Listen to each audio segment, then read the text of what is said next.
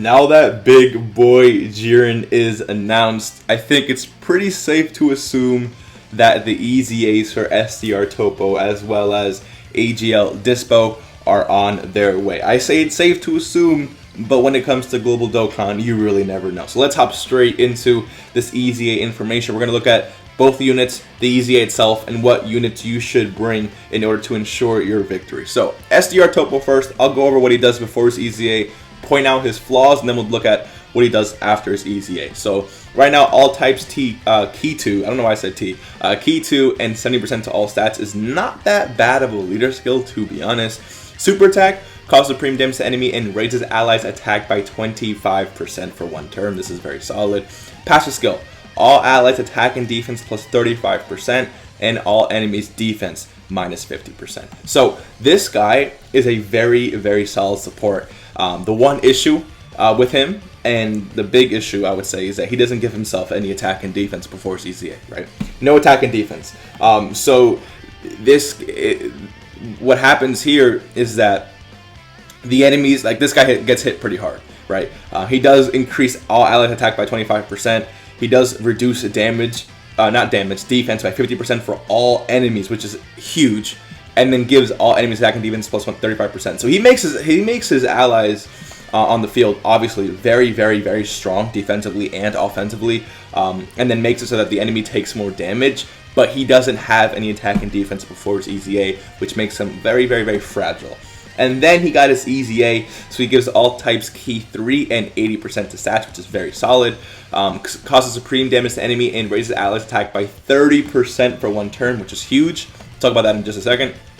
Passive skill, attack and defense plus 70%. So they gave this guy attack and defense at the start of turn. That's exactly what this guy needed. Like literally exactly. Because if you gave this guy attack and defense plus 70% and then he did all of this, he would have been really good. Really good. He's going to be hitting a lot harder. He's going to be defending a lot better. And then plus everything else he's doing, like the enemies, like this guy's extremely good. So they give him attack and defense plus 70%, which is very good. All allies key plus 1 and attack and defense plus 40%, which is a lot better. I mean, giving key to your allies is really good. And then he gives 5% more attack and defense, which again, with everything else he does, is very, very, very strong. And all enemies defense minus 70%.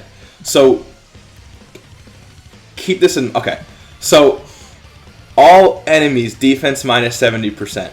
When this guy when you bring this guy in Super Battle Road, all enemies have their defense reduced by 70%. Any unit on this is why LR Jiren to me is extremely powerful, because Jiren is now going to be hitting so much harder because all enemies defense are insane. Are absolutely insane. And then he also reduces damage received by 40% when HP is 70% or less. You get this in Super Battle Road. So not only does he have 70% defense, but he's reducing damage received by 40%. And this is very realistic in Super Battle Road. So this is why this is like one of the best EZAs in my opinion. Like he is top tier, like absolutely top tier. When you link this guy with Jiren, you have to understand that he is giving Jiren 30%. If you have this guy in the first slot, which I think you should link up with Jiren, right? First slot. He super attacks. Now Jiren's attack is raised by 30%. He's giving Jiren 40% more attack and defense, so that attack plus 70% and defense plus 40% to LR Jiren, who, by the way, just letting you know, doesn't need it, okay? Just doesn't need it. And then on top of that, he's reducing the enemy's defense minus 70%. So Jiren is not only getting 70% attack, but he's hitting so much harder. This is why this this is just insane. Like this guy is literally insane. I know Jiren has shocking speed. I think Jiren has tournament power for sure. I think Jiren has Piercer Battle. I don't know. Godly power. I think Jiren has that as well. So dude, these links, it's like this guy with Jiren is absolutely amazing. This guy is probably one of the best EZAs. One of my favorite EZAs for sure. I have this guy Rainbow, and I'm extremely excited for this guy. Next we have AGL Dispo. I don't think he's that good to be honest, but we'll just take a look at him. AGL type key 2, 70% to all stats. Again, not that bad. Super attack causes supreme damage to enemy and raises attack for 6 turns, which is pretty solid. Attack plus 20% and chance to evade an enemy's attack, including super attack plus 15% up to 60% at the start of each turn. So this guy is someone who stacks attack from his passive, not his super attack, but from his passive. So this guy can end up hitting very, very, very hard, and 60% chance to dodge is very solid. The only issue with him is that he doesn't have defense at the start of turn. So, he doesn't have defense regard, like, he doesn't have defense from his passive. So, this guy, if he doesn't dodge, he gets hit very hard. It's just the way it works. He doesn't raise defense on super attack, none of that. So, he gets hit very hard if he does not dodge. Just keep that in mind. After he EZAs, gets key 380, 100% to AGL type, which is better than STR Topos. Super attack causes supreme damage to enemy and raises attack and defense by 50% for 6 turns. This is huge. This is huge. And the reason why this is because now his defense is somewhere along in this card, in his kit, he's getting defense, which by 50% is still very, very solid.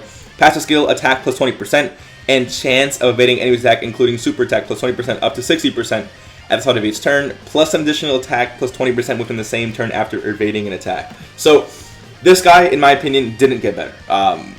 Because here's the thing. I mean, attack and defense plus 50%. On super attack is very good. I'm not going to mitigate that at all. It's like he's better because of that for sure. But his passive is literally the same thing. I don't know why I went to Topo. He got attack plus 20% at the start of his passive already, so that didn't change. His ability to build up his chance to evade capped out at 60% before his EZA, and then capped out at 60% after his EZA. The only thing that changed is how fast he gets there. It was 20% before, so it's basically 3 turns to max that out, whereas before it was 15%, where that's 4 turns. Who cares? Like, dude, this should have been 80%. This should have been 80%. Keep the 4-turn thing, 20, 40, 60, 80, boom, 80%. That's a lot better, dude. Like, and then, nothing really happened. And then, plus additional attack, plus 20% within the same turn after evading an attack. The reason why this is meaningless is because, what if you don't get attacked in the first slot? The only way this guy is going to receive this plus 20% after evading an attack, the only way this is going to be useful is if he's in the first slot. Because if he's in the second and third slot, who cares? Because at that point he's already attacked. So even if he dodges, him gaining attack doesn't mean anything because he's not going to attack again. In the first slot, you need an enemy to attack in the first slot. You need to put this guy in the first slot. You need to hope he dodges. And then if he doesn't dodge, you get hit extremely hard. And if he does dodge, he gets 20% attack, which doesn't do much for him anyways, unless you've been stacking for a long time. So this guy, in my opinion, is not that good. He should have gotten attack and defense plus 20% at the start of each turn, and plus up to 80%, defense. And then same thing here, and attack and defense plus 20% after evading an attack or something. Like that would have made, if you got attack and defense plus 20% and this was up to 80%, this would have been really good in my opinion. But I don't really like this dispo. When this guy gets his EZA, I might not even like EZA him. Like, I'll keep the medals, I'll keep the Kais, use them to someone else. I'm not really a big fan of this guy. And then we have his EZA events. So basically, since it's 2 units, we're gonna get 5 Kais of each type. Whereas when it's 1 unit for an EZA, it's 11 Kais. I don't know why it is, but it is what it is. We get a lot of orbs, which is very, very, very good. I already have both of these units rainbowed, so I'm gonna basically save these orbs. Again, 30 stones. If you're someone who's saving for a big banner, make sure to save these stones. 30 stones is a very hefty amount of stones, especially for those who have completed everything in the game. This is definitely a good source of stones. And then you have, again, 5 Kais of STR and 5 Kais of AGL, as well as the medals to actually EZA them. Now, you want to bring Universal Survival Saga to take down this EZA. Now remember, STR Topo is STR and Dispo is AGL. So you want to bring tech units to take care of Dispo and AGL units to take care of Topo. So if we look at the list for Universal Survival Saga, obviously Jiren is going to clap this event, Hit is going to clap this event, AGL Chemical Caulifla going to clap this event, Go Frieza going to clap this event, Kakunza going to clap this event, Krillin, Boo, Skinny Boo, Evolution Blue Vegeta. This god Goku, I mean, he's not even, but he can still work in here.